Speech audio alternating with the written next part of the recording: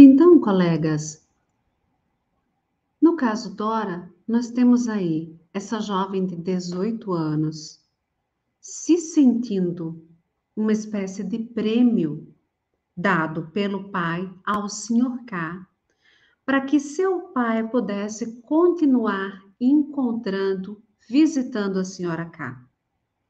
Entretanto, o que o Freud vai levantar é, a partir da experiência e da lembrança, na verdade, com a preceptora de Dora, que ela vai conseguir fazer com que essa mulher seja despedida quando ela percebe que o interesse da preceptora é o pai. E a coincidência, ou seja, a repetição, que ela vai fazer o quê? Dessa tentativa de afastamento da senhora K do seu pai, com a exigência de que seu pai se afastasse da senhora K, essa espécie do que ele vai chamar de desejo homossexual da Dora pela preceptora e da Dora pela senhora K. Vejamos só. No caso Dora, nós temos as relações de afeto. Primeiro com o pai, depois com o senhor K, depois com a senhora K. São três relações de afeto, em que a senhora K foi antes objeto de desejo do senhor K e depois objeto de desejo do seu pai. E o Freud vai colocar que o quê? Se a etiologia da neurose é a sexualidade, ou são os desejos homossexuais como constitutivos dessa neurose. Passando por isso, nós chegamos ao quê? Ao sonho 1. Os sonhos, eles serão fundamentais na resolução desse caso. Aliás, um caso sem resolução. Porque, veja lá, se o Freud ele aponta um suposto desejo homossexual como recalcado, não vai ser isso que ele vai apontar para Dora. A Dora não consegue fazer-se entender pelo Freud, ser ouvida pelo Freud. Nós temos ali o Freud ainda numa posição de um homem de saber, que teria a resolução e o entendimento do caso. E ela simplesmente deixa Freud com: você não entende o que eu digo, ou o que é que eu estou fazendo aqui. Mas antes disso, nós vamos ter o quê? Dois sonhos que serão fundamentais. Um sonho, o primeiro sonho, em que ocorre após a cena do lago com o Senhor K, em que ela sonha que uma casa está pegando fogo. E o pai se acha diante dessa cama e acorda. Ela se veste depressa. A mãe quer apanhar a caixa de joias, mas o pai diz: não quero morrer queimado junto com os meus dois filhos por causa da sua caixa de joias. Corremos para baixo e assim que estamos fora, eu acordo. Ela conta que acordou e sentiu um cheiro de fumo. Veja só, colegas, voltando aos mecanismos de produção do sonho, a Dora lembra de haver discussões do pai com a mãe por trancar a sala de jantar e deixar o quarto do irmão isolado, em que se discutia que caso houvesse algum acidente na casa, o irmão dela morreria queimado. Olha, um risco de incêndio. Por que seria preciso sair do quarto? Se não, o risco de incêndio para a infância fosse uma enurese noturna ou a masturbação, o molhar-se. Chama a atenção que a Dora lembra do Sr. K entrar no quarto após a cena do lago, porque a Dora volta para a casa do Sr. K. E dali surgiu uma fantasia do defloramento, ou seja, uma fantasia do molhar-se, molhar-se e queimar-se. Um deslocamento que vai ocorrer da água para o fogo, do molhar-se para o queimar-se. A casa queimada, o risco do quarto de queimar será um risco de se molhar. E interessante é que ela vai ser salva pelo pai. O pai, por quem ela culpa de estar naquela situação do lago. Quem a colocou como prêmio, né, colegas? O Freud vai associar a caixa de joias ao genital feminino. Isto é, essa caixa que tem perigo, medo de ser penetrada.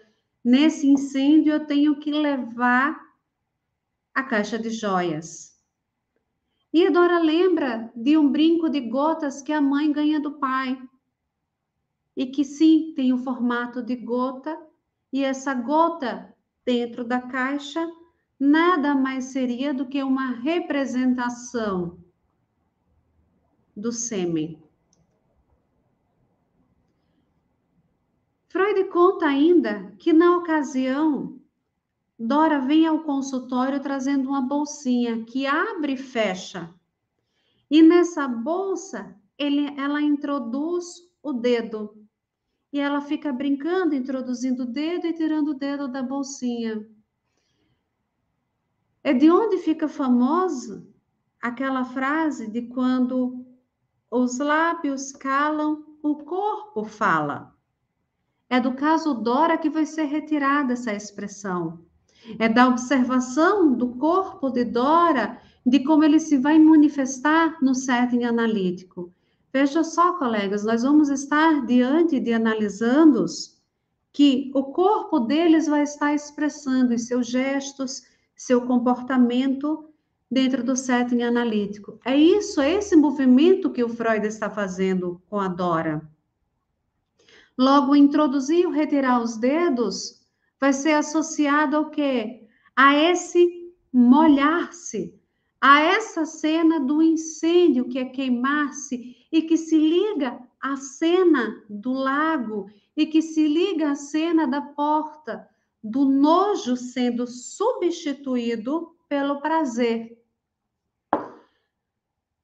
Logo, o que seria, nesse sentido, o catarro da tosse da garganta, da tosse de Dora? Se não vejam uma espécie de simbolização do que foi recalcado, o catarro genital, o catarro da garganta com o catarro genital. Então, o Freud está fazendo essas ligações para interpretar não só o sonho, como os sintomas apresentados por Dora. O sonho vai aparecer, então, como o desejo da infância satisfeito, evocando a inclinação amorosa da Dora pelo pai. E retorna como essa inclinação amorosa pelo pai para protegê-la da inclinação por outro homem. Essa vai ser a interpretação da Dora. Desculpe, do Freud para Dora, né? Da proteção que o pai iria exercer da Dora contra esse homem que não deveria chegar e incendiar essa moça, ou seja, molhar essa moça. E a tradução do núcleo do sonho que o Freud vai trazer é: a tentação é muito forte, querido papai.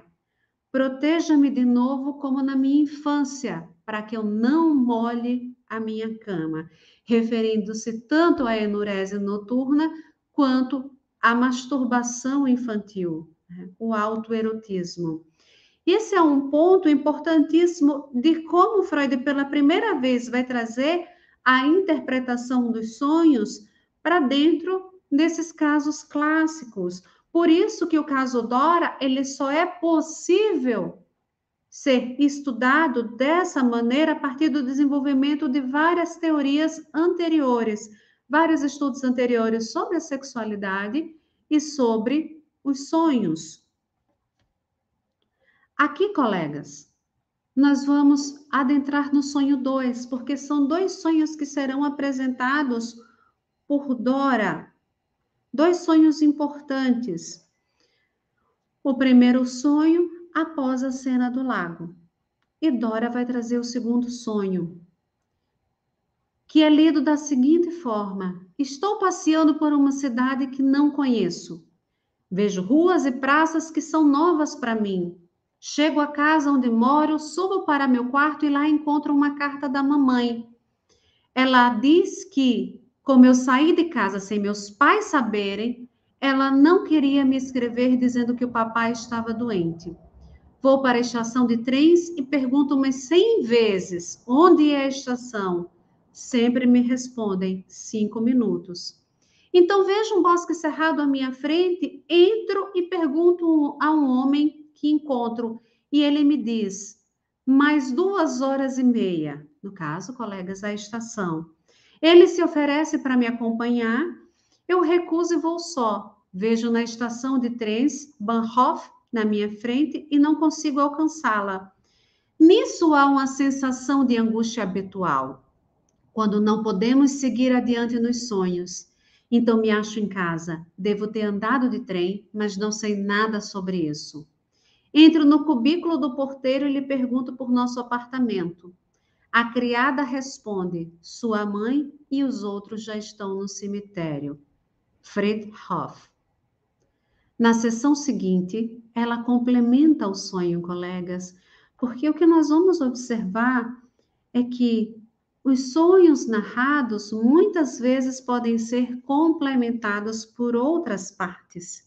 Em sessões seguintes, é possível verem lembranças ou reconsiderações sobre o sonho, como não foi bem assim. Na sessão seguinte, a Dora lembra que quando chega em casa, ela se vê subindo as escadas muito claramente. E depois que ela responde, vai para o seu quarto, mas sem tristeza nenhuma, se põe a ler um livro grande que está sobre a minha escrivaninha, ou a escrivaninha dela, tranquilamente. Ou seja, depois que retornou a casa. Nós entramos aí, então, né? Há ocasiões diurnas da Dora, lembranças diurnas, onde é a estação, onde está a caixa, onde está a chave, perguntas que ela fez numa situação aos pais, né? A carta do sonho, para o Freud, significa uma carta que ela deixaria aos pais como uma forma de vingança, um desejo de vingança. E que desejo é esse, né? Veja, a cena do lago. Vejam, a cena aos 14 anos, quando o Sr. Carr empurra ela na escada, na porta, no final da escada. O que está acontecendo aqui? Que eu quero me vingar. Me vingar de quê? De ter sido deixada como um prêmio, né? Porque demorei tanto para contar aos meus pais da cena do lago? É a grande questão, né? Por que eu demorei? Ora, se aquilo foi um grande incômodo para mim, por que eu demorei a contar aos meus pais? E aí se misturam os afetos, vem o deslocamento do prazer para o nojo. Então, se aquilo teria sido só nojo, por que eu demorei tanto a contar? Essa é a questão que se põe. E o Freud, né, vai interpretar esse bosque cerrado do sonho com ninfas ao fundo como a própria geografia genital. Geografia essa que, colegas, a senhora K já havia revelado que essa moça conhecia muito bem. Lembrem, foi a senhora K que disse que a Dora tinha conhecimento de livros sobre sexualidade. Sim, o Freud vai perceber também que essa moça já tinha conhecimento, que ela deveria ler materiais, livros, enciclopédias sobre isso, na casa da senhora K, né? Que desejo de vingança seria esse? A Dora também ouviu no lago, quando o Sr. K tenta beijá-la, a seguinte frase: sabe que nada tenho com a minha mulher. A mesma frase que o pai de Dora mencionava para justificar que o quê? Que ele tinha interesse ou se relacionava com outras mulheres. Sabe, nada tenho com a minha mulher. Frase que não só o Freud, mas a Dora também deveria ter escutado. Colegas, e o sintoma, ou adoecimento, na verdade, que ela teve, apendicite, ocorreu 9 meses depois da cena do lago.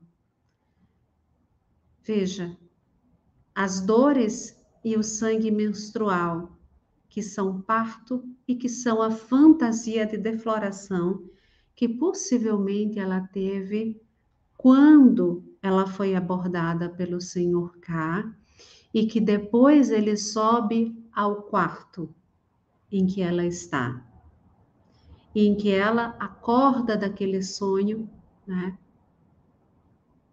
E que o pai a salva no sonho e a salva do incêndio, que é esse prazer que ela estava ali recalcando. Então vejam, colegas, o que que a gente vai ter nesse caso? Um deslocamento de afetos para a proteção do ego. Ou seja, na neurose, o processo de recalcamento, ele protege esse ego, ou, lá na primeira tópica freudiana, que é ainda neste caso, a consciência das representações pulsionais. No caso de Dora, era o desejo pelo Senhor K. E foi com esse desejo pelo Senhor K que ela foi confrontada pelo Freud. Implicada, e ela dizia: não, essa articulação com a senhora K e o suposto desejo homossexual virá depois, colegas, de forma muito tímida nos escritos de Freud. É como se naquele momento ele não tivesse conseguido ainda alcançar a articulação que essa moça se colocou, onde ela se colocou entre o pai e a senhora K, e entre a preceptora e o pai, numa relação, sim, desejante com a mulher e não com o homem. Por isso ela dizia que o Freud não entendia. Em 31 de dezembro de 1901 foi a última sessão da Dora. E ela já havia anunciado em sessões anteriores, uma ou duas sessões anteriores, que ela não iria mais voltar. E o Freud coloca, né, a lembrança da preceptora que havia dado aviso prévio ao Sr. K na cena do lago, 2 semanas, né, de aviso prévio. Então é interessante isso, e ao passo que também, né, contou que o Sr. K havia chamado, feito a corte e pedido que ela lhe agradasse, pois nada tinha a ver com a sua esposa. Então, na última sessão, a Dora foi relembrando, inclusive, né, desse fato com o Sr. K, da semelhança do discurso do Sr. K com o seu pai. E que essa preceptora da casa do Sr. K, que dá um aviso prévio, ela vai estabelecer uma relação identificatória com essa preceptora por tratá-la como uma empregada. Então, ela vai dar uma bofetada no Sr. K, uma vingança por ciúme. Veja. O Freud conclui essa análise como uma análise não finalizada e sem desaparecimento dos sintomas. Ou seja, o Freud ele não logra êxito nessa análise. Então, é um processo de análise que é abandonado pela própria analisanda, que tira o Freud daquela posição, daquele homem que eu sei o que eu estou fazendo, para ela dizer o que enfrentar, você não sabe o que você está fazendo. E quais são as contribuições desse caso? A sexualidade da etiologia das neuroses, a linguagem dos sonhos como satisfação de desejo infantil e como desvio da repressão, desenvolvimento da técnica da associação livre do método interpretativo, percepção de uso de mecanismos de defesa primários na histeria, como a somatização, e observa-se o fenômeno da transferência como fundamental da clínica analítica, a transferência que a Dora estabelecia com Freud a partir de quem? Do seu pai, do Sr. K. E, sobretudo, da posição do analista, uma contribuição de quê? Dessa posição do analista como sujeito de saber. Não, a Dora questionou essa posição. E aí nós vamos caminhando para se pensar o que o analista sabe. É uma questão da clínica.